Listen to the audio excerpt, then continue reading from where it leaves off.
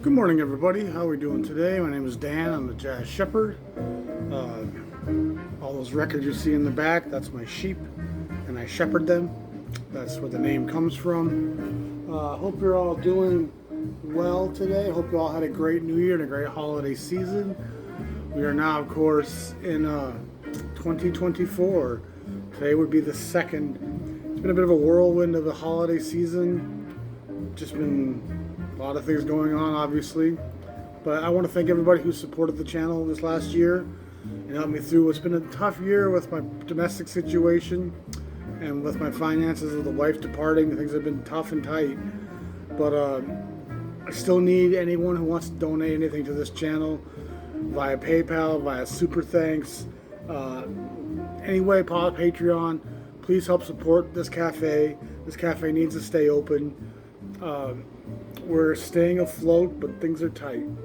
And we got some lean months coming ahead here, January and February. The weather hasn't been too rough so far, which has helped. But we got some good live music coming this month. Some jazz and some singer-songwriters. But it's still daunting. And I hate to have to ask for money. It's not what I'm about. But I also want to preserve this place. I think this place is important. And it's a shelter and a refuge for people looking for a place to feel safe, a place to dive into human culture and human heritage and the experience of being alive on this planet in this day and age. We're not limiting ourselves to one viewpoint, one nationality, one religion, one spirituality.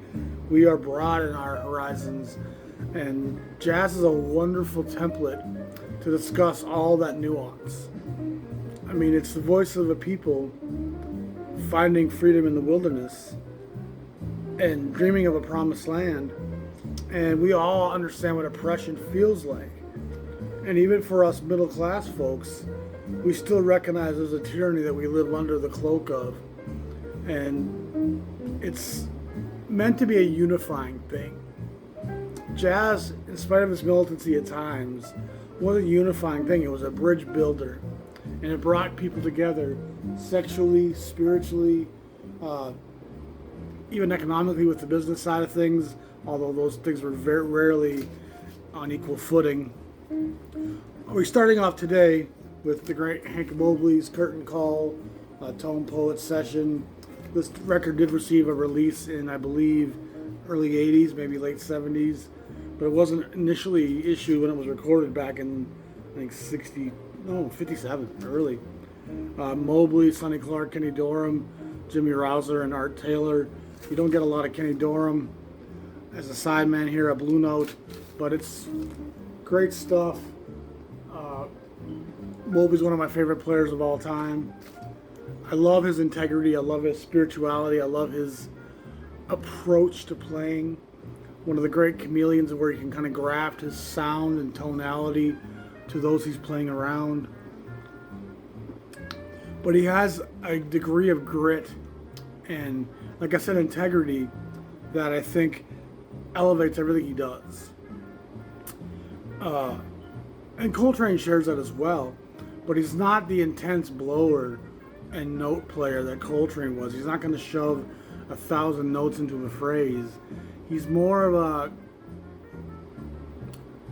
feel player and more of a conversationalist. If you translated Coltrane's playing into words, it would be overwhelming and there would be no punctuation.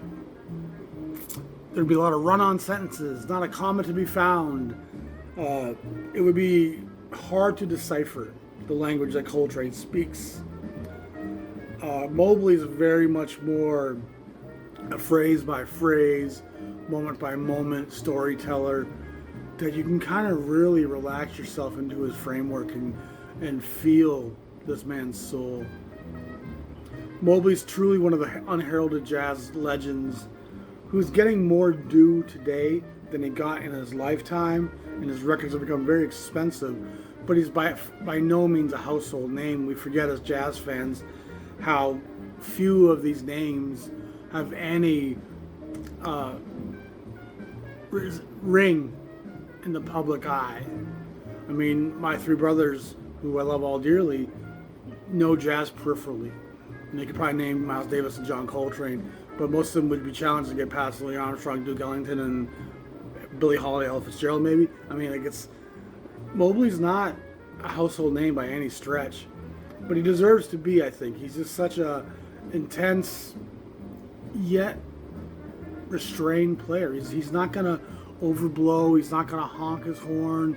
I had some guy on a different site yesterday. He got quite insulting because I didn't have time for something he wanted to share with me, and it was really quite unbelievable. And they started going off about Pharoah Saunders, and I'm just like, whatever. I ended up just blocking the guy. I don't have time for that kind of nonsense today. But anyway, Mobley and the Tone Poet series is such a wonderful series of great reissues, of great unissued stuff. The Pacific stuff that they're adding in, some of the solid state Chick Corea. I mean, it's a great vehicle to rediscover some of the classic material of the classic era. And any of you who follow my channel know, I'm pretty focused on jazz from the post-war era through 1970. I do like some stuff in the 70s and 80s, and the next record I'm going to show you is actually from the 80s, I believe. The great Kenny Burrell, When Lights Are Low. It's on Concord, I believe. It's an old radio station copy. Plays wonderfully. Beautiful, beautiful Burrell shining here with Larry Gale and Carl Burnett. I Ain't Misbehaving is just wonderful. It Shouldn't Happen to a Dream, Body and Soul, When Lights Are Low. It's really lyrical, beautiful, well enunciated and articulated Kenny Burrell. One of the great living legends, to be honest. Burrell's still with us as far as I know. Love Kenny, and he's someone that you should pay attention to. And he has probably 100 records, and I have probably 60 of his titles. Pretty much everything up until 1970, I would guess, and then a sprinkling of his 70s and 80s stuff. Those Ellington records he did on Fantasy, where he does Ellington's music, fantastic stuff. Hey Baby, the Jazz Brothers on Riverside, number 371, and that's Gap and Chuck Mangione, who we know more from their kind of fusion poppy crossover stuff that happens in the 70s and 80s when they became very highly selling, commercialized jazz players. But Gap and Chuck here, this is them at a young age, and really Sal Nistico shows up in this as well. It's really, really fantastic. Contemporary, traditional, beautiful jazz. Probably 1962, maybe 63, and it's really of note. It's a record worth finding, and it's them at a young age being quite fabulous. And another record from the 80s I also played recently by the great, I think actually late 70s, this one. It was by the great Hank Jones, Arigato. And Hank Jones, of course, of the Jones family from Detroit, brothers Thad and Elvin. Hank was a great piano player, the eldest of the three, and really one of the legends of jazz that's recognized by the experts, but a lot of the collectors and listeners of jazz have kind of omitted and missed this man's career, not being on Blue Note, not being on Impulse. He was actually on Impulse briefly. He certainly doesn't get the collectors chasing after his titles like they should be. One of the most beautiful lyrical play. Most people will have Hank Jones through the Cannonball Adderley Something Else record on Blue Note. That's Hank Jones articulating Autumn Leaves, and it's just as gorgeous as you'll ever want to hear jazz piano presented. And again, he's a thoughtful player. He's precise with an elegance, but also a spirituality and just an intent, a purpose. I mean, he really plays with a sense of belonging. I'm just a huge fan of Hank Jones's body of work, and that session right there is gorgeous. Recorded probably late 70s on the relaunched Progressive label, which was a label that existed in the mid 50s, died really quickly. It had probably 4 10-inches, and then it launched a few LPs, disappeared, and then it came back in the 70s, new ownership. But I think they used some of the similar logos and stuff. Shelly Man at the Black Hawk, Volume 2. I've played all these volumes a lot. I probably have missed Volume 2 more than most for some reason. But 3578 on Contemporary. This is a real incredible session by incredible players. Shelly Man is one of the great West Coast drummers, an East Coast guy, but on the West Coast. I mean, you gotta love Richie Kamuka. You gotta love Joe Gordon, Victor Feldman, and Monty Budwig rounded out. Victor Feldman was the great British pianist and vibraphonist who Miles tried to recruit for his group at one point after the first quintet dissolved, and Victor didn't really want to work with Miles. Wasn't the first nor the last to have put that jacket on. But this is a great record. The all 4 volumes, and actually there's a 5th volume that was issued much later, are fantastic. Step Lately is just amazing. Van Blues is great. It's a really great modern post-bop session by guys who were throwing some fire down. The wonderful, wonderful Dinah Washington, who's a powerful singer, somewhat in the mode of Ella Fitzgerald. This is on the Emercy label. This is number 36028. After Hours with Miss D. The gal's got the church in her. I mean, she's oozing tambourines and potato salad, like I like to say. It's Black Church all day long. Lockjaw Davis shows up in this. Paul Kinneshay, Clark Terry, Gus Chappelle, Ketter Betts, Junior Mance, Jackie Davis, Eddie Thigpen, Candido's on the bongos. I mean, it's really quite a session. Ricky Henderson on the alto sax. And I don't think that's the same guy who stole all those basses back in the 1980s. So yeah, the great Dinah Washington, who ends up for Mercury and other labels recording a bit more saccharine pop stuff later into the 60s and 70s. But here in this early Emercy work, she's really showcasing her chops, her blues, her gospel, and I mean, just a powerful, powerful singer who has a lot of guts and a lot of, I mean, you want to call it confidence or machismo, or I mean, just the body of a black woman. And I'm not talking the physical sense, I'm talking just that presence. You know when Dinah Washington's at the microphone, she's just in the room. And she's going to take some of you with her, and you're going to take some of her home with you. I mean, and if she happens to spill a little bit of something on you, you're like, oh, I'll take that. The great Billy Eckstine, number 36029, Emercy once again. These are culled from earlier recordings from the 10-inch era, probably even some of this is from 78 era. Eckstine's a real legend, the great baritone singer. He led a great big band throughout the 40s. A lot of the great early beboppers spent time in Eckstine's orchestra, and a lot of times Eckstine would give them room to really improvise and work on some of their chops and improvisations and ideas, and none of that stuff really got recorded. Most of Eckstine's recordings are more him singing, a little bit more of the commercial side of what Billy Eckstine and his bands were about, but I guess live they were just a showcase for what was new and trending and happening in the black community.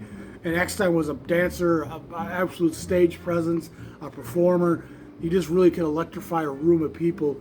And Billy Eckstine's really a guy that a lot of people think they know a lot about jazz, don't talk much about. But Billy Eckstine is certainly an icon and a very important figure in the legacy of this music. And it looks like I wrote here Miles 46. So it looks like Miles Davis might have even been on a couple of these tracks from a 78 session back in 46. The blue ink on the back indicates it's a very old pressing. Big fan of the Emercy Mercury label. 36029 means this was the 29th LP that Emercy issued on the LP format. Number 1525 in the Blue Note discography is the great Jimmy Smith. And he's only got 2 or 3 titles before this one. Then he really starts to launch album after album after album. I think this is probably his 3rd record on Blue Note. Probably his 3rd, maybe 4th. But in the next 40, 60 titles, there's so much Jimmy Smith about to be launched. And his trios are forces of nature. And people say, "Oh, I don't really dig organ jazz." I mean, you're not really listening. This guy is as much an innovator and as much of a player and as much of an icon and as much of a bebop enthusiast as Parker or Dizzy or any of them. What Jimmy Smith does for the organ is he reinvents it completely. What Coleman Hawkins was the tenor sax, what Parker was the jazz and even the alto. With so many different guys who brought innovation, Jimmy Smith is that to the organ. And when you listen to him, don't listen to him like you're listening to an organ player. Listen to him like you're listening to a horn player, and listen to him enunciate. An instrument that doesn't lend itself to enunciation, he articulates incredible lines. Absolute fantastic dynamics and acrobatics and just loop-de-loops. The guy can do things that no horn player can do. He doesn't run out of breath because he's playing the organ. His lines are lyrical and emotive and full of force and full of power. And he's truly one of the greatest players in jazz that the music has ever seen. Donald Bailey's on the drums here, and the great Thornell Schwartz is on the guitar. I love Thornell. He plays with Jimmy quite a bit. Jimmy often had guitar players in his trios. And then Thornell ends up making a great record of his own at Argo, probably 60, 61. And he also does some side work at Argo with a couple other guys like Bill Leslie. But Thornell Schwartz is a great player that's, again, very forgotten and overlooked. But Jimmy Smith is a force of nature, and nobody can tell Jimmy what to do or what he should play or how he should do it. And he really is the linchpin for the success of Blue Note. And by meaning success, I mean the solvency, the ability for them to stay open and to record all the great hard bop sessions they did. Without Jimmy Smith, none of that happens. Blue Note almost sold to Atlantic in 1954-55. That transition from the 10-inch LP to the 12-inch LP that all the big labels were forcing on the industry, all these small labels still had a big stock of 10-inch LPs and 10-inch jackets, and it was a tough thing financially to make that transition again. And for RCA, for Capitol, Columbia, I mean, that transition was a drop in the bucket making that change. But it forces the hands of the small labels to stay current to the new format. And Blue Note almost said, "We're done. We can't change. We can't afford that." But they decided to not sell Frank and Al. And Jimmy Smith was really an incredibly important part of the legacy of Blue Note. And he's every bit as important to Blue Note as Art Blakey or as Horace Silver or as Hank Mobley or Lee Morgan. Jimmy Smith is a Blue Note icon. And he records upwards of 30 records for the label. And even after he gets signed away by Creed Taylor to the Verve imprint, he's still having stuff at the Blue Note label being put out and issued from the vaults. And Jimmy Smith titles keep coming out continuously, even into the late 60s, while he's recording all this stuff at Verve, often with Klaus Ogerman and other big guys making these big productions and arrangements of Jimmy Smith, putting him in these more pop settings, which he still kills because he's a great player. But even during that time frame when he's making these more arranged recordings for the Verve label, there's still great hard driving hard bop that Blue Note's issuing from the vaults because he recorded so much for them. You gotta love Jimmy Smith. He's just a real transitional player and truly one of the greatest players in jazz's history. Sanford Gold, a very obscure pianist, mostly was a session guy. This is truly one of the most rare prestige 7000 series albums, number 7019. A great cover with the New York skyline in the background. I think it's probably near Central Park. Hard to really tell. But, I mean, the fonts aren't anything great. Just the picture's fantastic. I think it's mostly solo piano stuff, if I can recall. Piano d'Or, golden piano. And Sanford Gold is just piano solos. He's just a wonderful, wonderful player. Very elegant, very sophisticated, but a nice gentle touch. And I mean, it's just a great piece. If you stumble on it, you should definitely grab it. A wonderful Savoy piece that I've listened to many times by Laverne Smith, the New Orleans Nightingale. This is a pretty rare record. Savoy number 12031, make it a number 31 in the Savoy LP sequence. Again, very much in the New Orleans, but yet black gospel, black church vein. Great Savoy session. Does it list the musicians here? I don't think it does. I think I've tried to find it before too. But Basin Street Blues is fantastic. 100 Years from Today is fantastic. I Got a Right to Cry, a fantastic version of Mobile, Alabama. It's a really fun session by a great icon of black American music, Laverne Smith. A tough record to come by. And again, one of those things, if you see it, you just should grab it. Kenny Dorham, who we mentioned earlier, he ends up making a great recording for the ABC imprint. And this is a Japanese pressing, yeah, it is, of this record, The Jazz Prophets, Volume 1. Mind you, there is no Volume 2. But it's a fantastic recording. ABC with Dick Katz, J.R. Monteiro, Sam Jones, and Arthur Edgehill.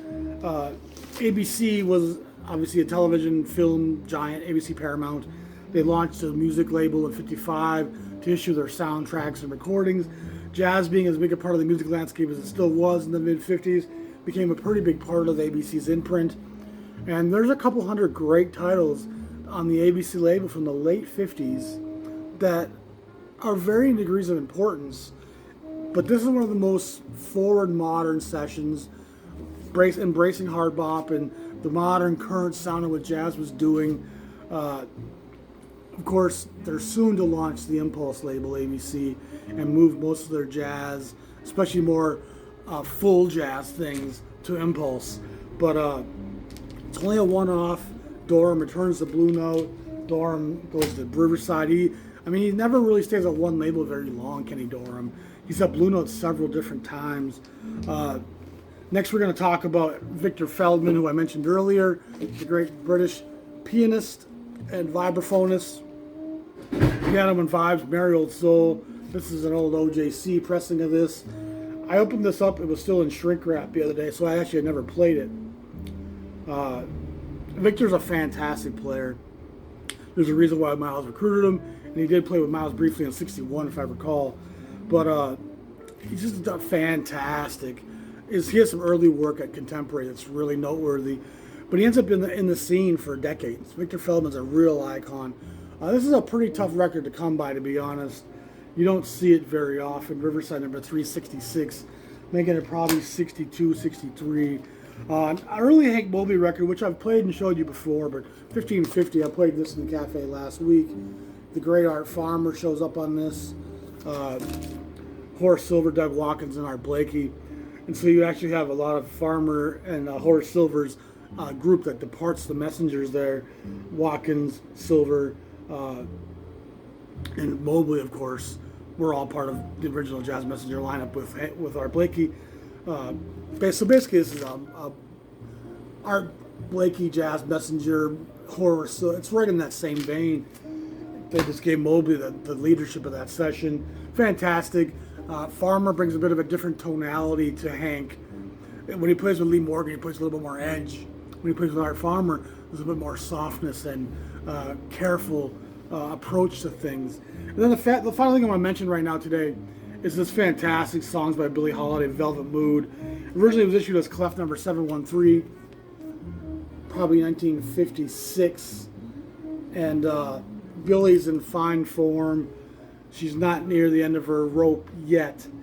But it's really Harry Sweets Edison and the fantastic Barney Kessel that make this session just shine.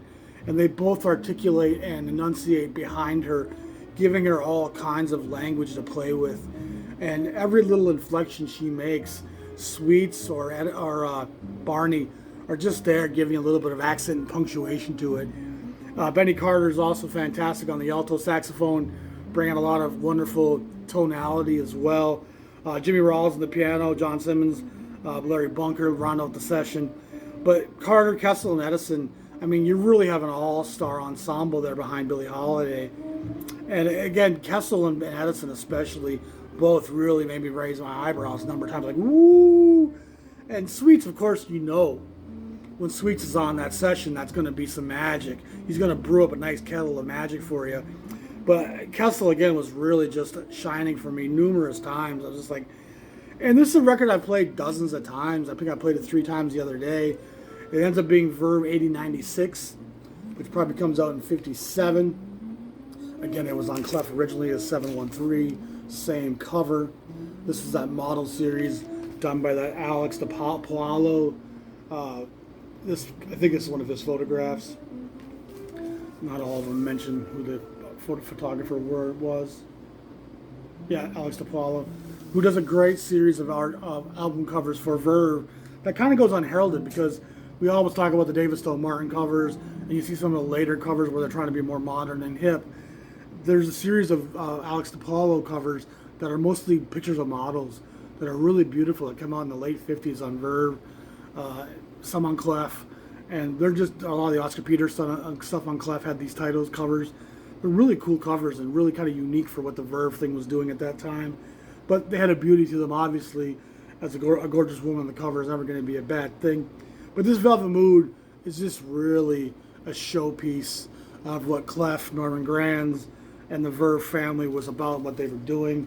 And so that rounds out some of the stuff I've listened to the last week in the cafe. Hope you all had a great New Year's. Hope you're all safe and sobered up by now. I'll publish this episode probably later this evening. We'll talk to you all soon. Again, please support the channel any way you can. We appreciate you guys all so much. Just try to keep that message alive and share jazz with people. And remember to play the good stuff.